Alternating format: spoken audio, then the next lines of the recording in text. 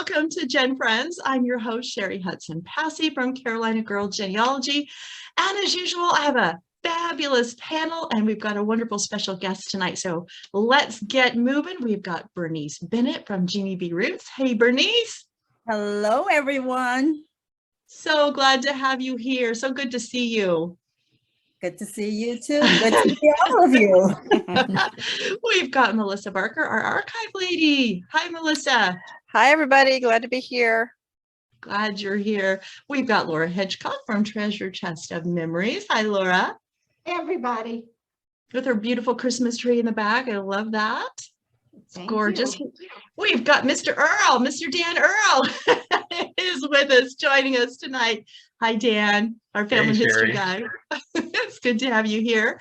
And we've got Mary Kircher Roddy, who is actually playing double part tonight, part of our normal panel, but she's also going to be showing us some things. So she's a special guest as well. Hi, Mary.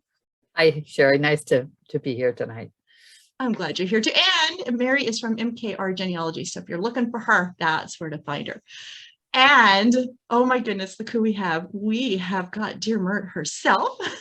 We've got Pat Richley-Erickson on the panel. Hi. Hi, everybody. My cat just came in and said, Dan, if you have any more trouble with field mice in the house, he's willing to help. Oh, that's too funny. Good to know. We can ship them through the postal service. Oh, I'm sure. Should be happy. Yeah, they'll love that. Yeah. Well, we decided, and I think Laura, I think this was your idea that you wanted to do this. Laura wanted to talk about quilts. Maybe some, ones just for Christmas or ones that you've made for family history, any types of quilts. And so, of course, Mary is our professional quilter. Definitely. On the panel. Yay, Mary. And then, of course, we thought of you, Pat, because you've done a lot of quilts, too. You like to do a lot of quilting for all sorts of occasions. And then, of course, we've told anybody on the panel, if they've got a quilt they would like to share, we would like to see that. So whoever wants to go first, Pat, do you want to go first and show us some of those? And then we'll go to Mary and then anybody else who would like to talk about their quilts. Absolutely. And you're going to share your screen? Yes, I'm going to share my screen. And in the green room, Bernice and I were talking about how our grandmothers would get together and have quilting bees. And yes. it was for the social event of it. Maybe they'd make a quilt for for a fundraiser or something like that. Gorgeous. But our great grandmothers and great greats, making quilts was a necessity to keep the family warm. They'd use every little tiny scrap of fabric from making a dress or something like that. You couldn't just go down to, Joann's and buy fabric off the bolt. It's too expensive. You use feed sacks, which the feed sack people began to figure that out, and they would print beautiful little calico kind of flowers on them, little teeny prints to make it fun. So can you see Laura's got a quick question about this quilt. Yes. Is Laura? that embroidery around the edges of it, or is that a quilting stitch? How is this one done? This was a quilting kit that's out of print. All of this is print.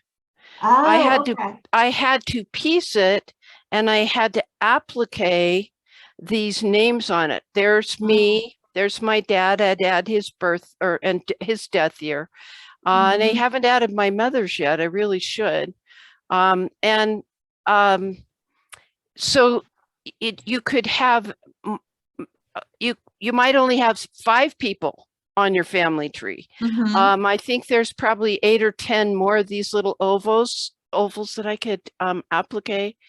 And then did a little stippling around the edge of the tree itself. Yeah. Beautiful. It's really pretty. Yeah, it was. Like How large is it? It's about 18 by 18, maybe 20 by 20. Is that the tree or the whole thing? The whole thing. Okay. And they're all, I took a picture of it. I didn't want to take it down because Mr. Myrt has them on quilt holders in my hallway.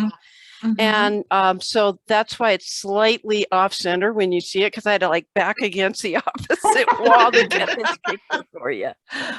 But anyway, that's my homage to the fact that we're doing family history too. Yeah, it's beautiful. Really cool. And then we have a group called Quilters over on Facebook, where we can show our projects, or maybe we found a video we liked. Well, one of the big projects, we've done 2 of them, and this was before it was quilted. This was the first joint quilt project for the 1812 Preserve the Pensions project. That was a Federation of Genealogical Societies project. And we each did individual squares, and we had to use these colors and these fabrics that were, you know, the War of 1812 was in 1812, 1815. It's the only war I can remember the exact years, but they didn't actually start giving pensions till quite a bit later. So we had some leeway in finding prints that would have been appropriate to that time period. These are reproduction fabrics, and this was a lot of fun to work on that quilt. So we had people from all over the country doing this, and people bought tickets, and then that's how, and we donated all our money and our time and energy to the 1812. Then we got splashier. Tammy Mize helped us with this one. They wanted to do another quilt. In fact, FGS asked us. And so we decided to call it the Star-Spangled Banner Quilt because of Francis Scott Key and, you know, the battle at Baltimore Harbor and his composing that. I designed this center panel. It's a collage and custom printed. And then I bought all the fabric that would match, because reds, there's all kinds of reds, as Mary will tell you, and Laura knows, those of you that sew and are quilters. You can't just eyeball it. You got to be there with that center panel. And then oddly enough, we had people from Australia, England, etc., that are part of this. Yes, Seattle, that foreign country, Seattle. Now, Mary, show us tell me which ones were your squares. I don't even remember. I wish I knew. It was a real complicated one. And I'm thinking it was, well, I don't know, maybe it was this one. I don't know. I don't think it was that one, but it might have been, I'm not, you're showing. So it might have been the one you just circled, that kind of star with the red center. It's got like tan and then white and then a red center. Tan, white. Oh, this one? No, you touched it earlier next to the checkerboard. Okay. This maybe one? that one, and maybe the one to the northeast of that. That one. Yeah. I think, but I'm not sure. After a while, you don't know, because that was so many years ago. Yeah, it was like 4 or 5 years ago. So I really don't remember. And I'm 100 sorry. quilts ago. Yeah, exactly. And a whole pandemic ago. Yeah, that has changed a lot. Here's a close-up of the quilting that's done, and you'll notice on my background, if you maybe spotlight me or something, that's what it looks like on the reverse side. We did a white on the background. Maybe I'll get to it just a minute. Is that the background that you're sitting in front of, Pat? Yeah. Well, a picture of it, because we auctioned this off. Oh, here it is. Star-Spangled Banner. And the person who did the long arm quilting, do you want to explain long arm quilting, Mary? You have this giant frame and they put the Dan quilt. said it, he could. Oh, no. Please, for folks like me that are quiltily impaired. Yeah, we get it. That's it. Right. Whatever that term is, like long arm stitching, mine are both about the same length. So how does one do that? They have rollers, and the quilt is on 2 rollers, and they can roll it, back and forth. And then it's like just a sewing machine, just the kind of the top of a sewing machine. Doesn't have the bottom, the where you normally push fabric. and it has handles on it, and you just drive it around the quilt to make the design. Oh, okay. And these machines are like $10,000-$15,000. So, and it takes up your whole family room if you add one.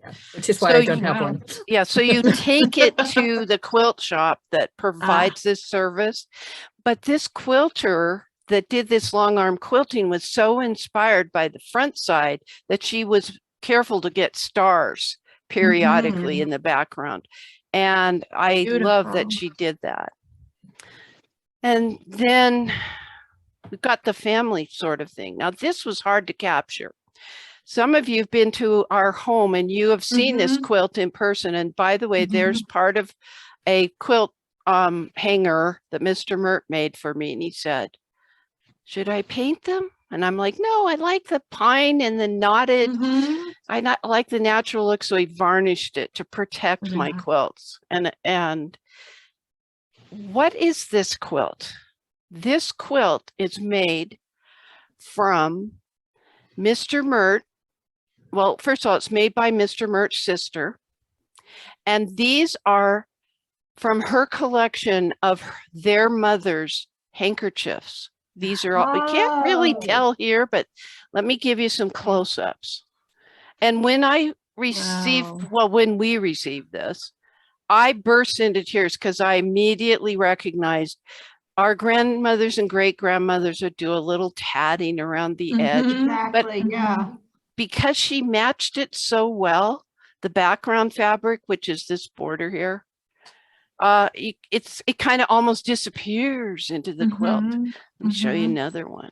This is so nostalgic. Remember, my dad always had a handkerchief in his suit coat. Oh, yes. Yeah. Oh, And yes. our mothers always kept one of these pretty things in their purses. Just now we all do Kleenex. Anyway, there's another one. Beautiful. Yeah, she's a very good quilter. And this next one will make me cry.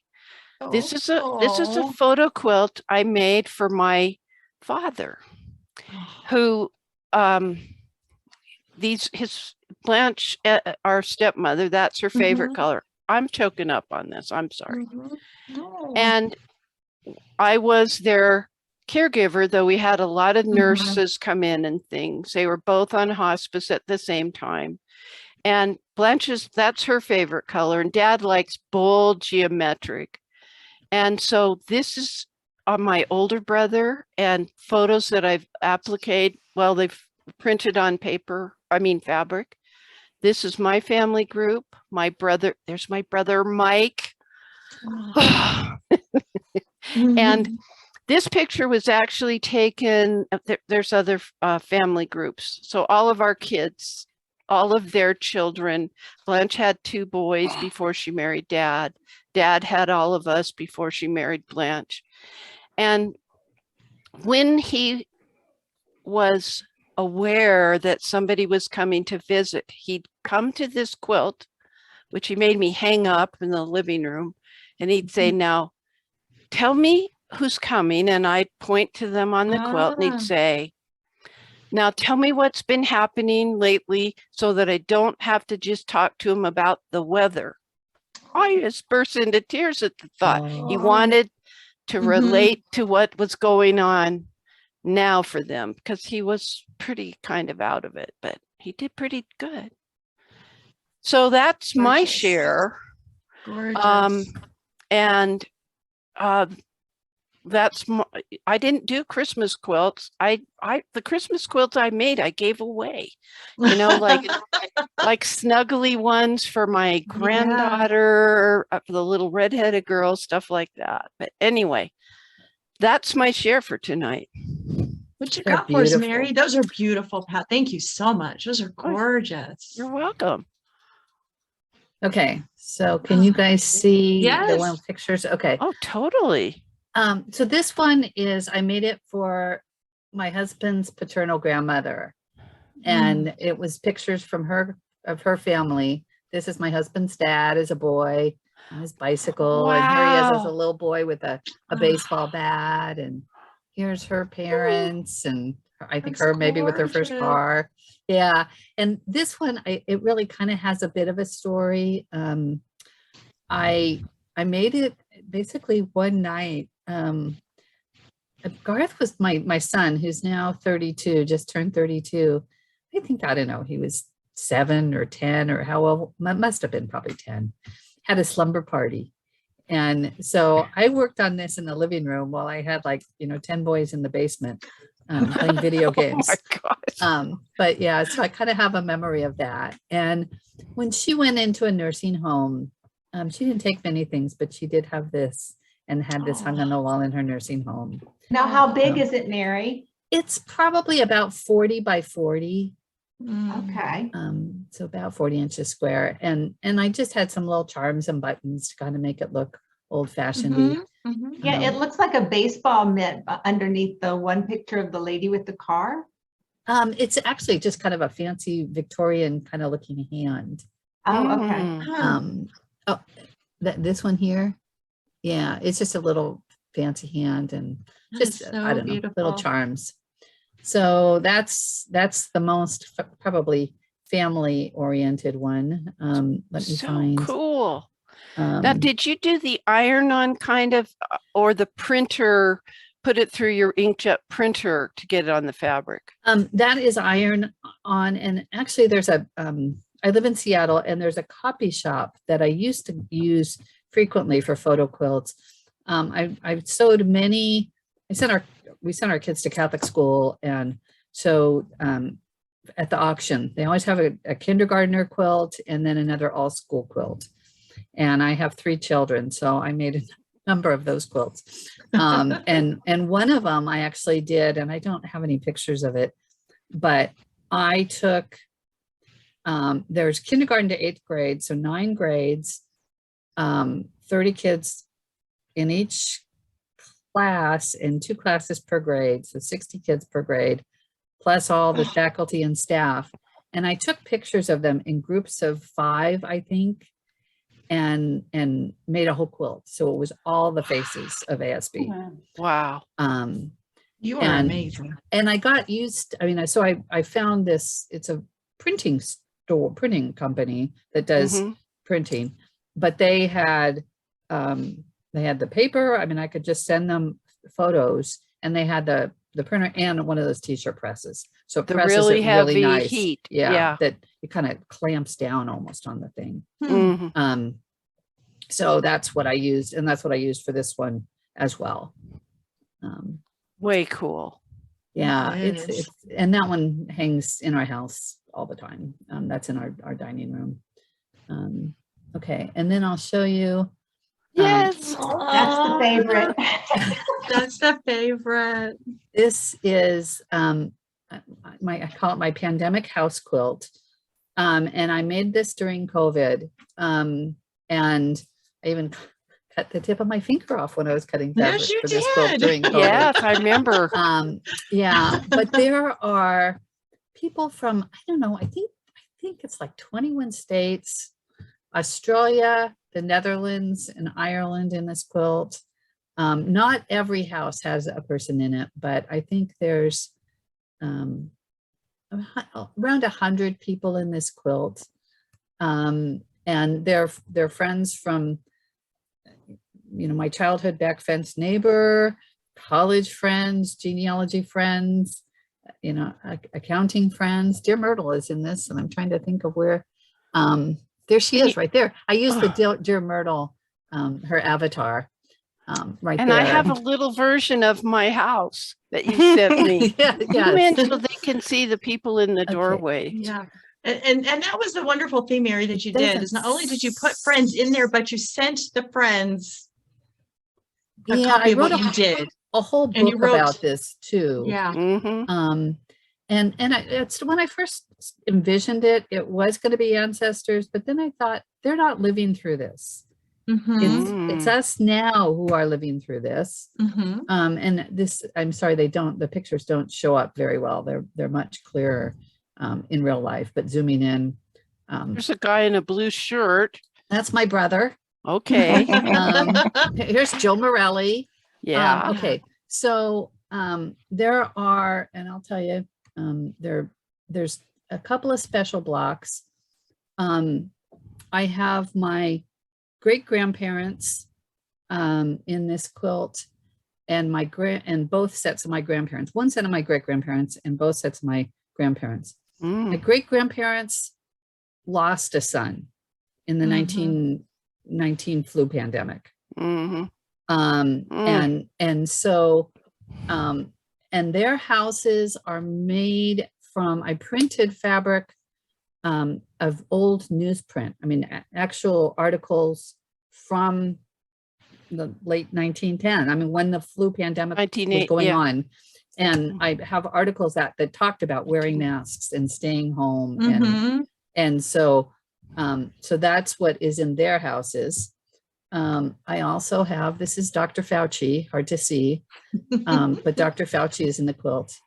And everybody in this quilt is looking forward except one person here has turned his back on us. And I will just leave that if you can tell who that is. There. Yes. I like the roof. And Yeah. And Mary, I don't know if sorry. There's Cheri right there. Yeah, I was going to say, I don't know if I told you this, but the picture where I'm standing, because it was, you know, family history, we're genealogy friends. I mean, we're friends for lots of different reasons, but it's actually taken in the cemetery where so many of my ancestors are buried, including my son and my dad. So that's where that picture was taken. Which one is you, Cheri? She's right here with this one with the rock fabric. Ooh. It's a little hard to see, but the bottom right there. Bottom right there. Oh, okay. Those are little pebbles. That's and there are, I mean, the sky is repeated, but there are no fabrics that are repeated in this quilt. Yeah, it's beautiful. Where's mine? I think right here. Okay, I'm wearing my pink sweater and black pants, so pink and black. Yeah. I like how the actual quilting, it looks almost like postal stamps, like an old post office. You know. Well, I want to show you what the quilting is because it is very, very special. And I got to find the thing. I do have a zoom in on the quilting. Oh, wow. It is the COVID. It's a cross section of the COVID molecule. Right. Oh, cool. It kind of looks like you sliced it. Right. It kind of looks like a starburst. So it's not no, like I can totally see it. But there are like all the little knobs that come off of it. Yeah. And this is the label. So creative. So I do spreadsheets. So my quilt is like a giant spreadsheet. So everybody is identified what cell they are in my spreadsheet. Row, cell H9 is Catherine Wilson. And no one's ever going to just get cut out, huh? Yeah. Out of my quilt. Anyway. Incredible workmanship. Wow. Absolutely beautiful. And Mary, how long did it take you to put this quilt together? That always fascinates me. Yeah, I mean, I started it in March. I knew I was going to be home for a long time and stuck at home. And I think I had all the houses complete by like August or late August probably. So about, 5 months. And how long would it have taken a less expert quilter to do that? Like me. I'd still be working on it. Yes, me too. I'd be on house 3. It'd have been wadded up in the garbage with me kicking that can probably like March 3rd. I'll give up that soon. Yep. Mary, have you ever submitted any of your quilts for an award? No. No. You should. This one is so unique. Pat, have you submitted anything for an award? You should. No, and I have given away way more. I've only keep a few things. Yeah. I don't, like you make a baby quilt for each grandbaby that comes along and stuff like that. My mother-in-law did that. Yes, my mother-in-law did that until she couldn't physically or mentally do it any longer. So yeah, she made a lot of them too. All right. So and that one, I do want to credit my long armor. She just is great. The woman, it was a long time trying to figure out. I had seen somebody on Reddit that used that quilting pattern. And it was like, where can I find this? And it took me a long time to track down the design. I mean, because it's a computer file that she can use to, to be able to do it. Okay. So, anyway. Yeah, these are super smart long arm quilter, long arm machines, meaning they're not just an ordinary sewing machine.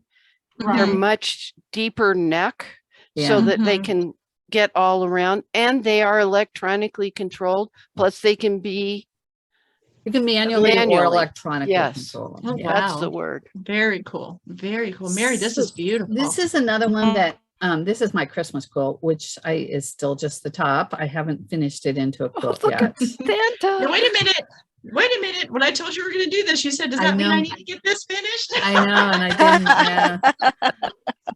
Current year Christmas presents apparently are more pressing than getting this quilt quilted. So Mary, I have an idea for you. What's that? My sister-in-law was making a Christmas tree wall hanging quilt, and the trees were that shape, and she couldn't figure out what she wanted to do for the ornaments. And what we decided to do was, she inherited from her grandmother a whole bunch of costume jewelry. And so, but she doesn't have this many trees. But so what she decided to do was to use the costume jewelry as the decorations on the tree. And she can take them off and store it flat. It's not Christmas time. But then it does become a family quilt. That's even though fabulous idea. That is really cool. Idea. Yeah, I put that bug in her ear. Yes. And then the other thing I was going to say to both of you, I have a good friend who used to teach quilting, and she's a member of an organization called Sacred Threads, and they do theological quilts. But the thing that Roseanne did, Roseanne enters hers in the county fair often. In fact, the year she got her doctorate, she had 2 blue ribbon quilts and 1 best of show quilt. Oh my gosh. I know, wouldn't you? I mean, I would hate her if I didn't already love her. I mean, pretty what did you do this year? Well, I got my doctorate and then I got 2 blue ribbon quilts. Wow. I know. I think she and Mary would get along. Yes. Yes. Any kind of quilter. Absolutely. This one I want to try my hand at. I mean, there's these acrylic ruler kind of things that have tracks on them that you can run through the machine basically. And so I want to do one, and I actually have it. It looks like kind of swirly wind blowing. Trees be really pretty, but I just haven't gotten around to doing it. It's gorgeous. So next year. Now I have to say that Dan was worried about coming on tonight because he said, he's not a quilter. He didn't know what to say, but he said he could, add some comedy and some good quips. And he just put something that I think he should say in our chat. So go ahead, Dan. That's why you're here tonight. Laura had said something about theological quilts. And I said, is that why the Holy Ghost is referred to as the Comforter in the New Testament? It could be, Dan. It could be. Could be. So there you go. I knew something about quilting, right? It's like a comforter, sort of. See? Right? And then it goes on your bed. The most amazing one that she does is the creation one, where the left-hand edge is not finished. It's just raw and dark. Does it take her 6 days to finish it, and then she just stops? I'm not answering any more of Dan's questions. Oh, Mary, tell us about this. This is gorgeous. Okay, so this is my Halloween quilt. And it's a disappearing 9-patch, which I'd never made before. But disappearing 9-patch. You make a 9-patch, which is 9 squares, and then you chop it up again and turn the pieces around, and it becomes a different pattern.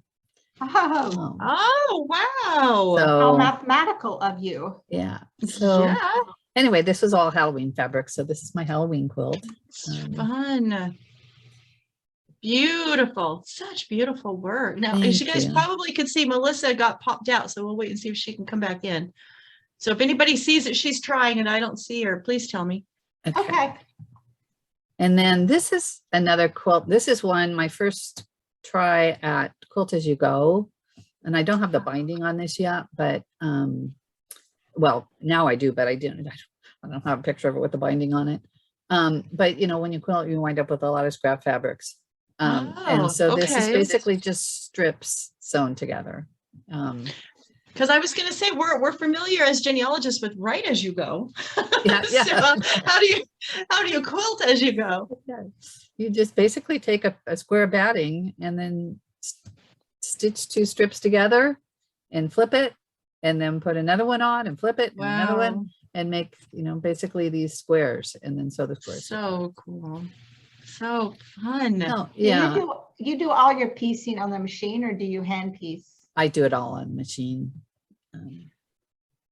I'm too lazy to do hand piecing. Oh yeah, lazy. Lazy is the word. Yeah. There she is. Melissa's back. And then this one is, I always wanted a signature quilt. So this is my forgery quilt. I found signatures from old documents. And so I used, I mean, this is my mother's name here in a guest book. And I think this one is James Ahern from his naturalization record. I have World War II ration cards signatures. I have World War II draft cards, World War I draft cards. I have one that was a threefer. One of my husband's ancestors got married and he was not yet 21. So he signed the license. His father had to sign the license to that he was willing to let his underage son get married. And then they needed a witness. So the new father-in-law also signed it. So that was kind of cool to get the threefer. Yes. And So when you say forging, did you trace their signatures? I did. He dug them up and made them sign each one. I did grab little JPEGs, and then I just sized them basically to the size that I needed. And then I used a light box and a permanent fabric pen and traced it through. So it kind of looks like they signed on the fabric. All with the same pen. That's amazing, isn't it? You just line them up. Yeah. You sign here, you sign here, you sign here, right? That is gorgeous. And there's a couple where, like, I found somebody's mark. They weren't literate, but I found a document that had their mark. So those are in here. And there was one, I spent a lot of time trying to figure it out, whether it really was their signature. I have a deed from Illinois that my German immigrant great grandparents both signed. It was in the book, and the deed was written in English, but the signatures were written in the current script. And I don't know if they signed in the book or the clerk knew enough to kind of copy their signatures, but I didn't put it in because I thought it wasn't a real signature, and now I'm kind of regretting it that I didn't. But anyway, those are my quilts. So if we need any forging of checks or anything like that, we know who to contact. Yeah, exactly. And the technique, you just use the light box and Yeah. Exactly. Thank you for that tip, Mary. It's a whole new audience for the show. Whole new audience for the show. That's right. Exactly. Those were beautiful. Before we move on to the rest of the others that wanted to show a quilt, let me ask y'all a question. So for people like me who don't quilt, I am not artistic. I just, and Dan. That's me. Okay. Laura, do you quilt? I have made 2 whole quilt squares ever. Okay. It was sorry. After my parents were killed in a car wreck, we donated their tissue and organs and to an organization up there called Life Alaska. And every year Life Alaska makes a memory quilt, and there's a square for each individual. So I have to say, it was very hard not being a quilter, but it was very meaningful going out and picking the fabrics. I made up my own designs. I wanted mountains and sea and a house that was empty, and but it was very cathartic to do it. So obviously that went into the quilt for that year. So if I don't have it, but well, at least at least you have some kind of experience. Bernice, do you quilt? Nope. All right. So for those of us that don't quilt and we're watching this and we're just feeling, oh my gosh, these are beautiful. I want to, where would we begin? Would we go to the Facebook page for the quilters, for the Genealogy Quilters Facebook page, and just start asking, or take local classes in your community, or go find a grandma who can show you how? The first quilts I ever made were tied quilts, where for babies. I've done those. Yes, I've done those. Yes, where you just two pieces of fabric with perhaps very lightweight quilt batting in between, and you tied it every 4 inches or so. Right. And the soft flannel, non-flammable side was on the baby's side, and that gets you into the sewing department of a place, you know. The gateway fabric. Yeah, it's a gateway fabric. You're exactly good one, right. Yeah. Very good. And what would you say, Laura? Well, no, we've got to ask Mary. So I started, there's Eleanor Burns in Quilt in a Day. Yes. She has these books, and she does a lot of stuff with strips. So I made a log cabin one, my first quilt, and she tells you how to do it. There's also in my PBS station here, Saturday morning is like a 4-hour block of quilting, knitting, sewing. Oh wow! Art stuff. And so there are a couple of quilting shows on PBS, and you can find them on PBS-ish kind of websites that carry the show. So I'll send you some links to a couple that I might recommend. I can. I'll stick them in the show notes. Put them in there tonight. I got to kind of look them up. But and if Pat, if you know anything, send it, and we'll stick them. Go ahead. I agree. Eleanor Burns, she's been doing this for decades, and the concept of being able to accomplish something in one day, even if it's just a wall hanging, encourages you, and you're not so overwhelmed with a king size quilt with, pillow shams to match and stuff like that. And she just is funny about it. She goes, whoop, when she's cut something that isn't going to be part of it, she's cut off an extra part and throws it over. So she lowers the stress level. I would do anything Eleanor Burns does. It doesn't have to be intricate. And the log cabin quilt, there's one other thing I would do. When you sew things together, you're supposed to do a 1/4 inch seam. And sometimes you sneeze or something and it's not quite a 1/4 inch. Once you press it, they have these square up rulers. And I think Eleanor designed those initially, didn't she, Mary? So that if you knew it was supposed to be an 8-inch square, this side has a little bit more. Cut it off and whoop, like she does. And so that all of your squares, before you join them together, are exactly 8 inches square, ironed and perfect. Then you're fine. But if you if you're off 1/8 of an inch times 12 going across, that's like, I can't do the math. Maybe that's it's going to be a crooked quilt. Yeah. So you need a square up ruler. I'll go find a link for that. I told you the one I did with the all school quilt where I had like 500 or 600 pictures in it by the time you got all the teachers and the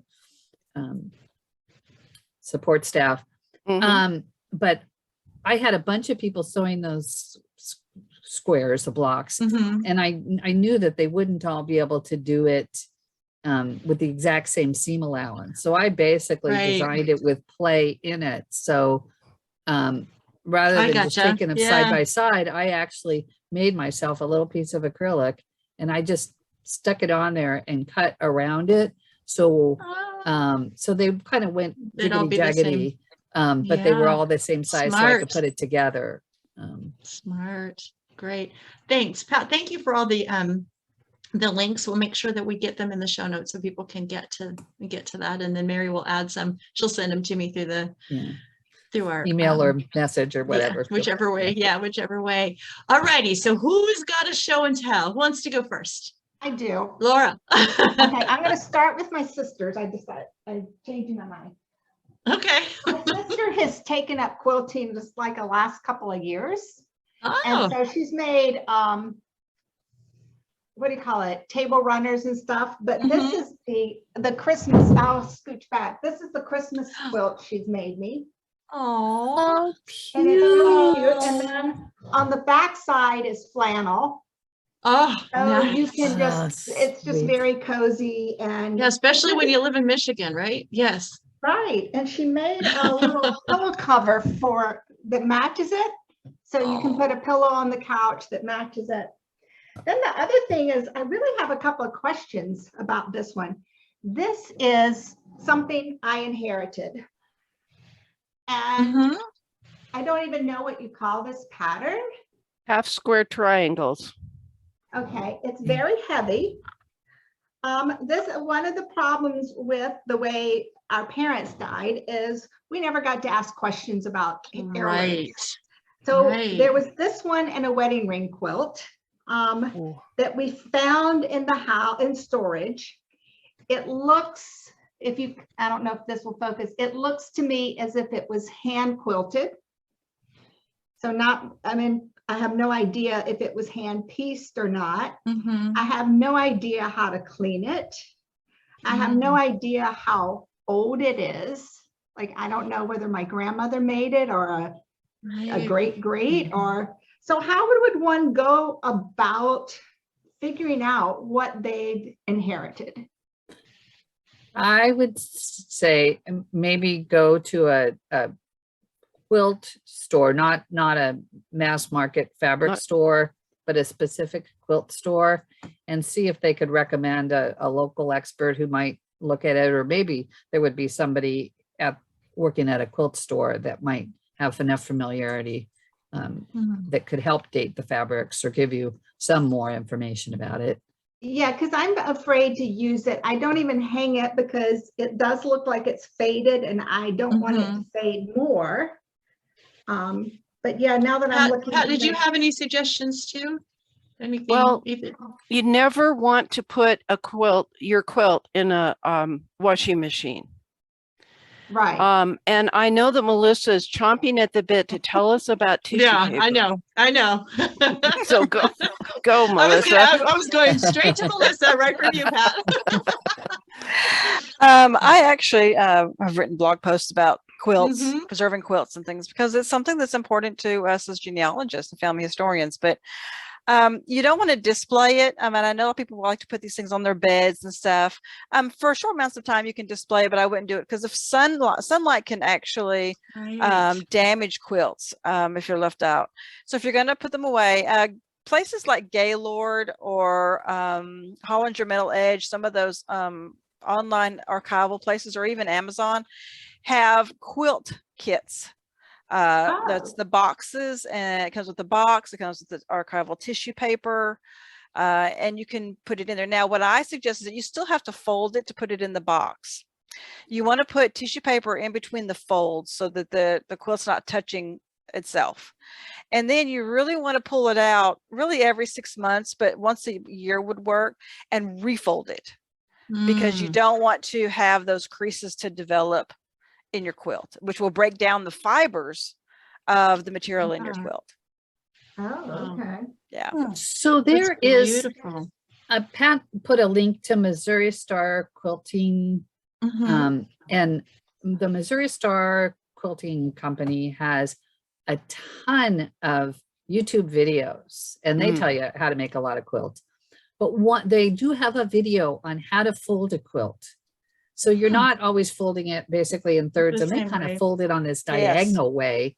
So it winds up that you don't get those really hard cross folds on it. Yeah, because Alright. when you fold a quilt, you are actually breaking, especially if you fold it and you're storing it, you could damage and even break the fibers in the material. And that's why we want to not fold it real tight. And you want to refold every so often. Oh, so. A all right, different way. Yeah, a different way. So yeah, my sister, the Christmas quilt, I put it in one of those vacuum bags, so I shouldn't do that. No, I would not put it in the vacuum bag, because I mean, believe it or not, it needs to breathe. And yeah, and to keep it in a cool, dark, dry place. You know that not to store in an attic or a basement. Right. Put it in a pillowcase that was A cotton pillowcase would work. Oh, okay. just Wow, folded thank you. differently. Thank you both. That's and Melissa too. Thank you. So great tips. And those are beautiful quilts. I'm glad that you have those. I hope you'll have to let us know if you find out anything more about how they're made, the time period, anything like that. You'll have to let us know. Well, what I'm thinking is, we like to go to Shipshewana, Indiana occasionally, and we've ordered a chair, which is going to take 4 more months to be ready. So maybe when we go pick it up, I can find a quilting store. Oh, because yeah. they have like the annual quilt auction and stuff there. Because I don't know of anything in my area, like Sounds a quilt good store. idea. Yeah. I have washed quilts in a very clean bathtub using, I can't remember, but I bought it at the quilt store. It's sort of like woolite, but not. But it's really hard because all you can do is just gently press down on it. And then you've got to let that all drain and then put water, clear water, and do that about 3 times so there's no suds. But I'm worried about that one big heavy quilt because it might be that it is that what's between it is a wool blanket that had, that when that was think my of thought, those, how that heavy they heaviness, are. So you wouldn't want to do that because it would shrink differently than the cotton fabric that's over it, or the it's better to just leave it and show it only at special occasions like Melissa's talking. And Pat, would you agree that if you were to wash it like you talked about, which I wouldn't have a problem with, but the drying process, wouldn't you want to block it or something so that if you hung it, I think it would damage the batting in between. And so I would think you'd want to lay it out and flat so that it would dry that way. Because I was thinking about the batting in between, whether it's the wool or the cotton batting. I don't know how that would do. That's a good point. Yeah. But are you saying you couldn't send it to the cleaners? No. They'll either dry clean it, which is terrible. Those chemicals are terrible, or they'll put it in a big heavy duty washing machine.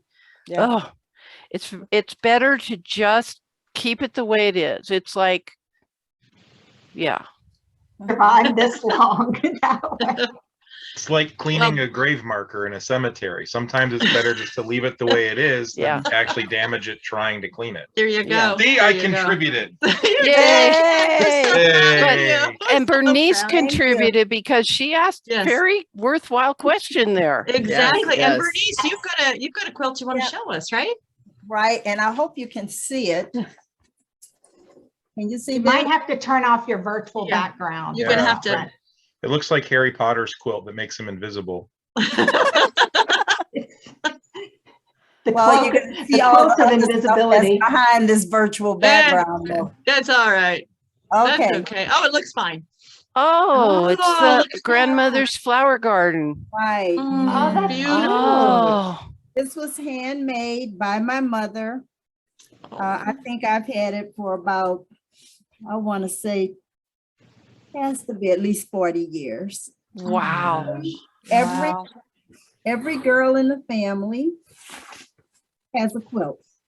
Oh, wow. And this was her gift to us.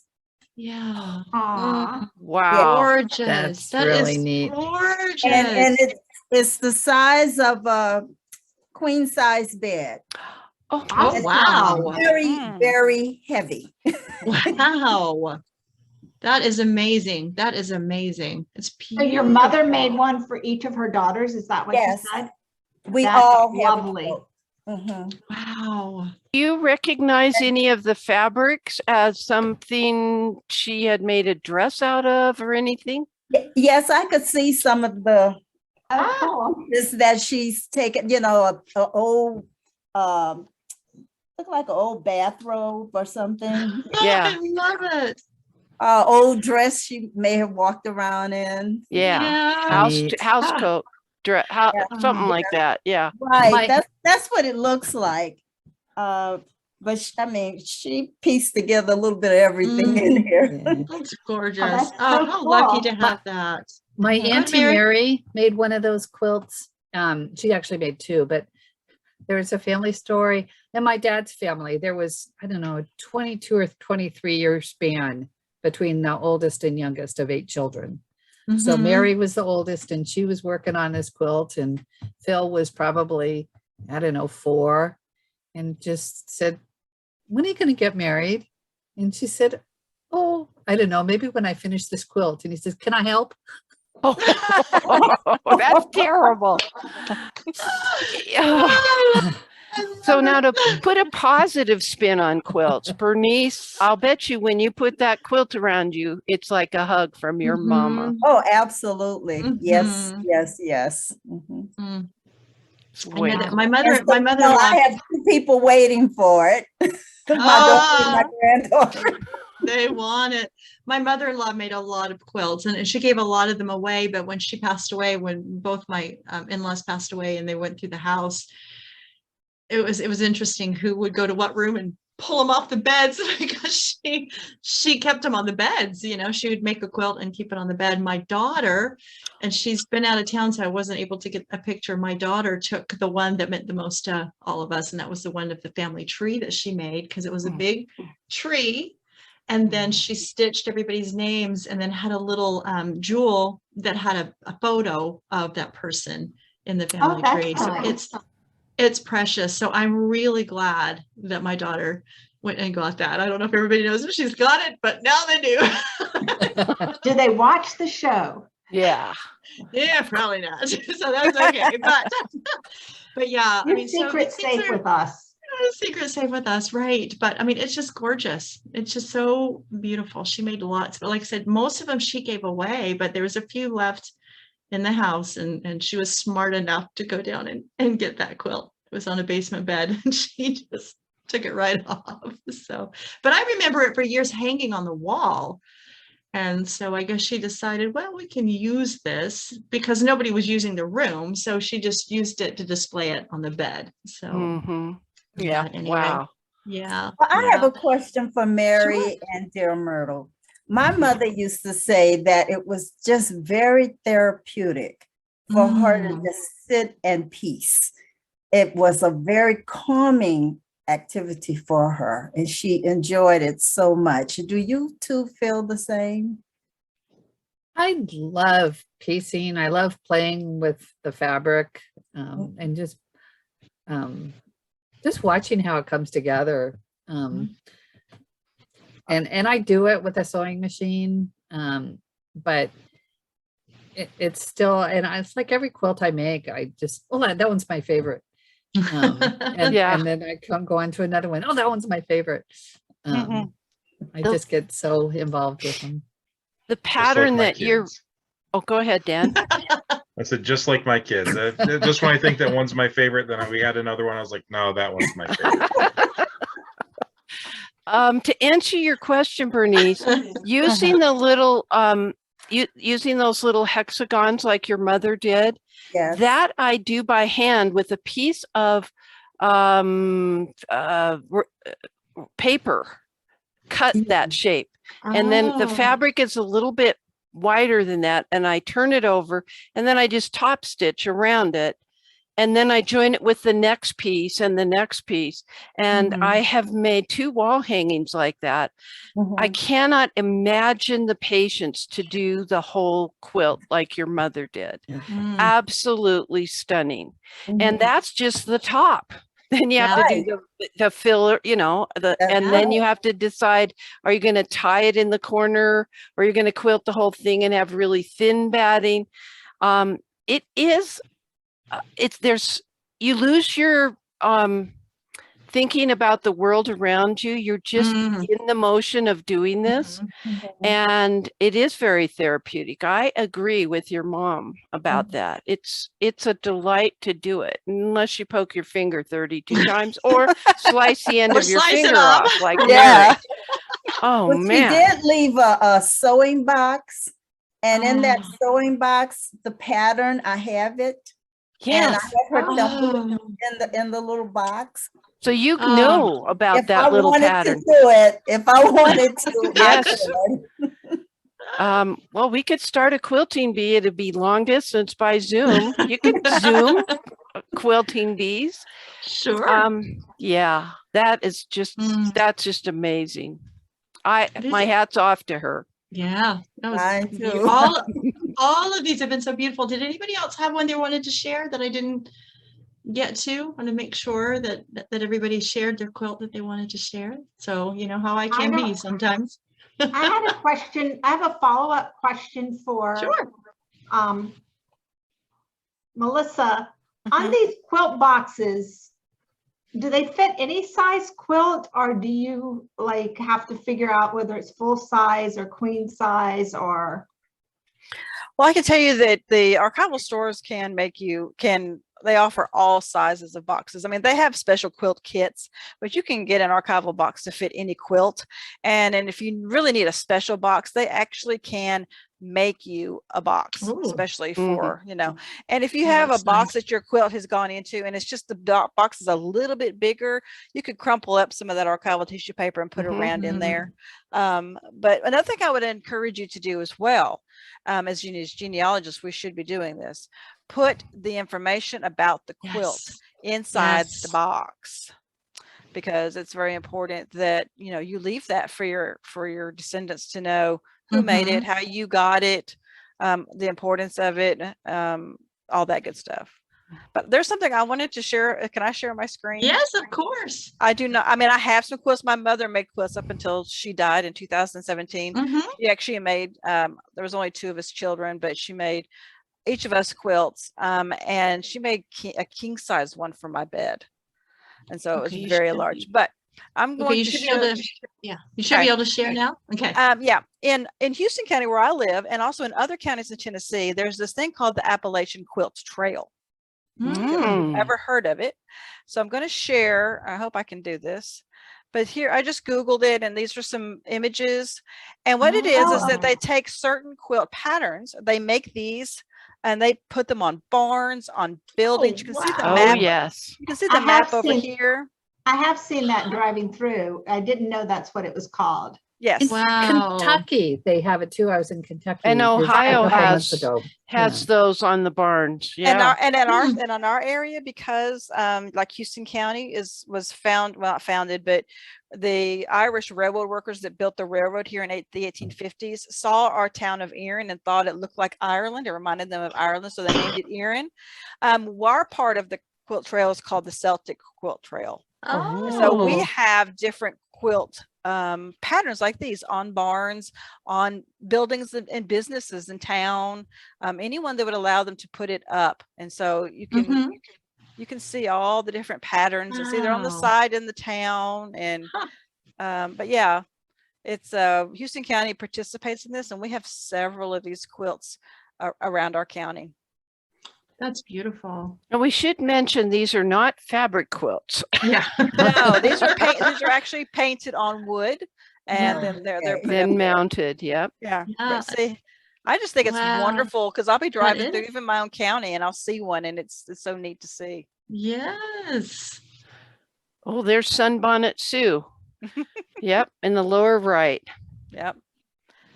Wow. Wonderful. Wonderful. Yep. I just wanted Melissa, to share that. Thank you. Yeah, I had no idea. Thank you.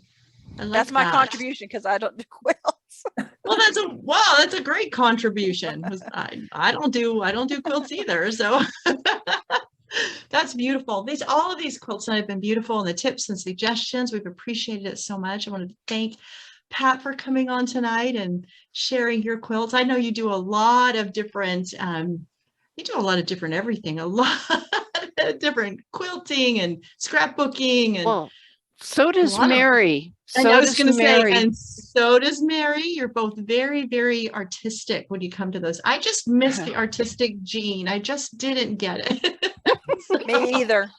I don't play an instrument. I don't have anything artsy about me. So, But you but I help can us. do genealogy, and I Yes, know you how to do can, and you archives can. work. So, That's right. You can help us preserve everything that we have. Yes. So that in and of itself, everybody's got their own little thing that they That's do and their right. own talents, and we need everybody. So thank you everybody so much for being here. This has been so much fun. Who knew you could talk for what? How long? Over an hour on quilts. This has been fascinating. And so we appreciate all your contributions. Yes, Dan, even yours. We appreciate your contributions tonight. We always appreciate everybody being here. And with that, we'd like to say goodbye, and we'll see you next time on GenFriends. Bye, everybody. bye-bye. Bye. Bye.